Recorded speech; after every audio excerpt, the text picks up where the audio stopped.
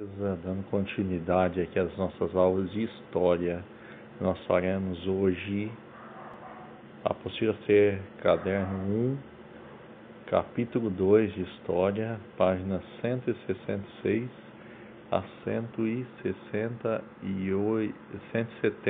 166 a 170, desculpe. Página 166, mande a data lá em cima. 17/9/2020. Beleza? Então vamos lá, página 166. Capítulo 2. Chegar ao Brasil. Para iniciar, antes das atividades com a classe, leia o poema Sonho Imigrante. A terra do sonho é distante, e seu nome é Brasil. Plantaria minha vida debaixo de céu anil. Minha Itália, Alemanha, minha Espanha, Portugal, talvez nunca mais eu veja minha terra natal. O frio não é muito frio, nem calor é muito quente.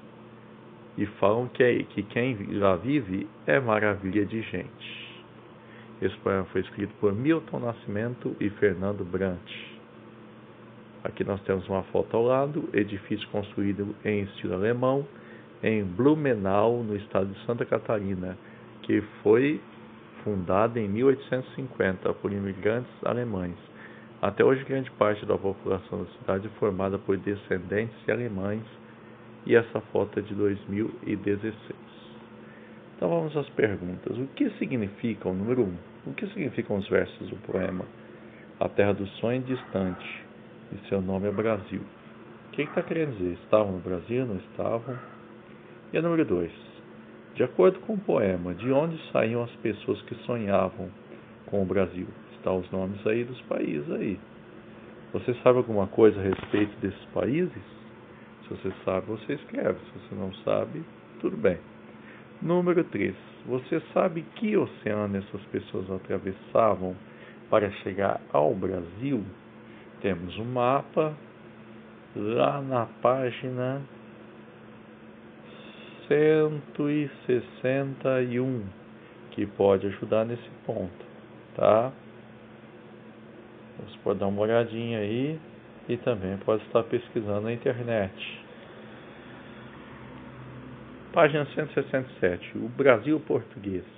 Entre 1500 e 1808, o território que hoje forma o Brasil foi colônia de Portugal, mas se tornou oficialmente independente em 1822.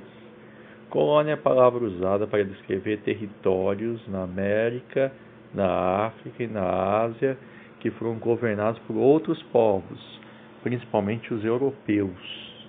Então, o Brasil era colônia de Portugal, ou seja, era um país que pertencia a Portugal, não era um país com autonomia, ou que podia decidir suas próprias coisas, tinha que consultar sempre Portugal. Nesse período, que ficou conhecido como Brasil Colônia, muitos portugueses vieram para as terras que hoje formam o território brasileiro e trouxeram seus costumes, sua religião, sua maneira de governar e principalmente a língua que falamos e escrevemos. Eles ocuparam principalmente o litoral, ali fundando as primeiras vilas e cidades da colônia. Aos poucos foram se estabelecendo mais para o interior.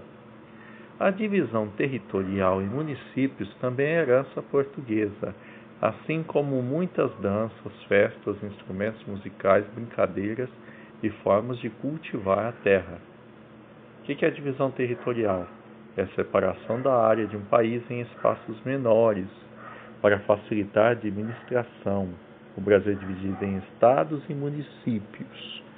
Então, ao invés de ser um país pequeno, onde só o presidente manda, temos divisões aí, onde os governadores também passam a mandar, e a divisão em cidades ou municípios, onde os prefeitos também podem estar tendo seu controle. Aqui essa imagem é a vista de Santos e São Vicente, feita em 1621. Número 1. Que construções representadas na gravura você consegue identificar? Tá um desenho aqui meio estranho, mas dá para perceber alguma coisa, né? O que você perceber, você anota aí, tá? A número 2. As cidades de São Vicente e de Santos foram representadas com cercas de proteção. Discuta com seu professor e seus colegas o que poderia ter motivado a construção dessas cercas.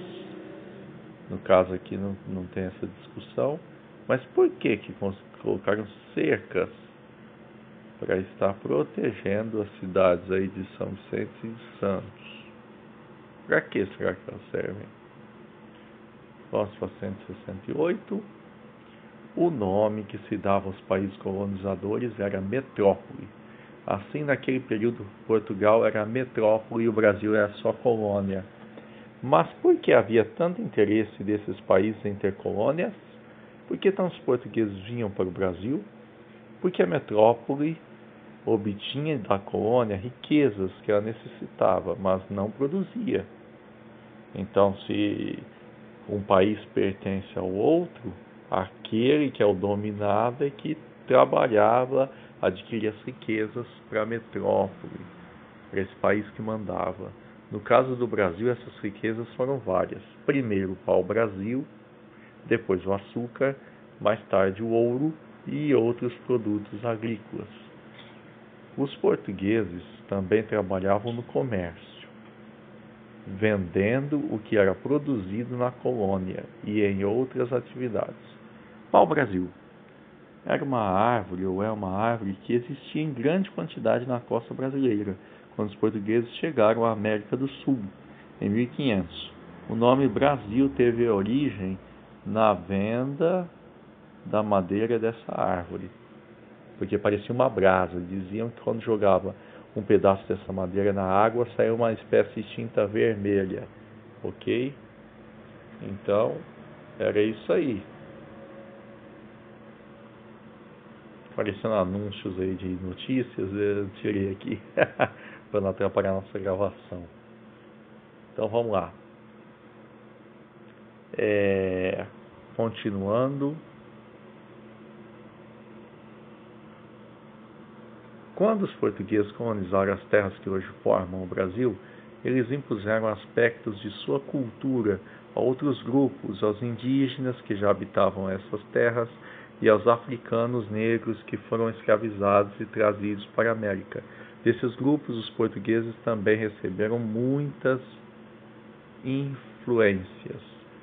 Ou seja, os portugueses mandavam os índios e os negros mudarem as suas culturas, só que os portugueses também pegaram um pouco da cultura do negro, um pouco da cultura do índio também. Número 1. Você tem algum antepassado português? Se tiver, procure saber com seus familiares quando e por que ele veio para o Brasil e em que região se instalou. Escreva o que você descobriu e depois leia o seu texto para os colegas. Então você vai escrever aqui um pedacinho daqui que você sabe se tem algum parente teu aí que veio de Portugal. Aí você vai escrever alguma coisinha aí para nós. E a número 2, procure descobrir sobrenomes de origem portuguesa e anote no caderno. Leve sua lista para a classe, compartilhe com seus colegas os sobrenomes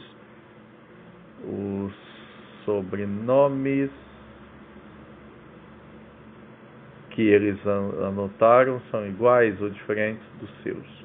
Você tem colegas com sobrenome de origem portuguesa?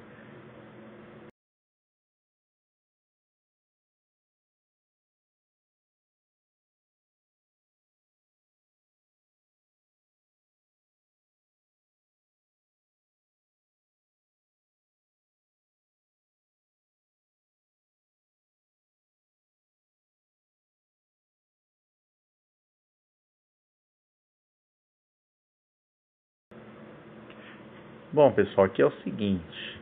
A questão número 1 é fácil de estar fazendo aí em casa. Você vai perguntar para o teu pai, para tua mãe, para o pessoal que mora na tua casa se tem algum antepassado português e anotar. Agora, a número 2 não precisa fazer, tá, pessoal? Que envolve mais pesquisa e assim por diante. Beleza? Então, o que é preciso fazer na 168 é só pergunta número 1. Então vamos para 169. Na 168 só o número 1, tá? A página 169. Portugueses no Brasil independente. Os portugueses continuaram vindo para cá, mesmo depois de o Brasil ter se tornado independente de Portugal. Aqui eles encontravam muitos conterrâneos. Não tinham dificuldades com o idioma e tinham maiores chances de conseguir empregos e garantir um bom futuro. Falar a mesma língua, né? Em 1880 e em 1967, mais de 1,5 milhão de portugueses emigraram para o Brasil, para trabalhar principalmente em estabelecimentos comerciais, em fábricas e em outras atividades urbanas. Aqui a torcida do Clube de Regatas Vasco da Gama, no estádio de São Januário, Rio de Janeiro, em 2016. Vasco da Gama era o nome de um navegador português, por isso o time de futebol leva esse nome, Vasco da Gama, tá? Por causa que quem fundou o Vasco foram imigrantes portugueses. E aqui, emigrantes em Lisboa, capital de Portugal, por volta de 1900, aguardando o momento de embarcar. Emigrantes, por quê? Porque eles estão saindo do país, ok? Número 1. Por que nessa época os portugueses se adaptaram facilmente ao Brasil? Por quê? O que tem de igual entre o Brasil e Portugal? E a número 2. Você conhece algum descendente de portugueses no bairro ou na cidade onde vive? Se conhece, pergunte-lhe por que seus familiares escolheram o Brasil para viver e conte para a classe. Aí você anota aí, se você sabe conhecer algum descendente português e perguntar a ele por que seus parentes decidiram morar aqui no Brasil. A página 170, em quase todo o Brasil encontramos marcas da cultura portuguesa. Veja nestas imagens alguns exemplos de como essas marcas aparecem nas edificações, na culinária, nas festas, etc. Aqui é a igreja de São Francisco, em João Pessoa, estado da Paraíba, em 2016. Os portugueses trouxeram catolicismo para o Brasil, religião católica, né? Ainda hoje, a maior parte da população brasileira é católica. E aqui a cavalhada, na outra foto, em festa de São Benedito, na cidade de Poconé, no estado de Mato Grosso, em 2016. Essa festa representa a luta entre cristãos e muçulmanos em Portugal, ocorrida há muitos séculos. Esse assim também aprendo não é para ser feito também, envolve um certo trabalho aí, que nem todos teriam acesso. Então as atividades de hoje são essas. Valeu!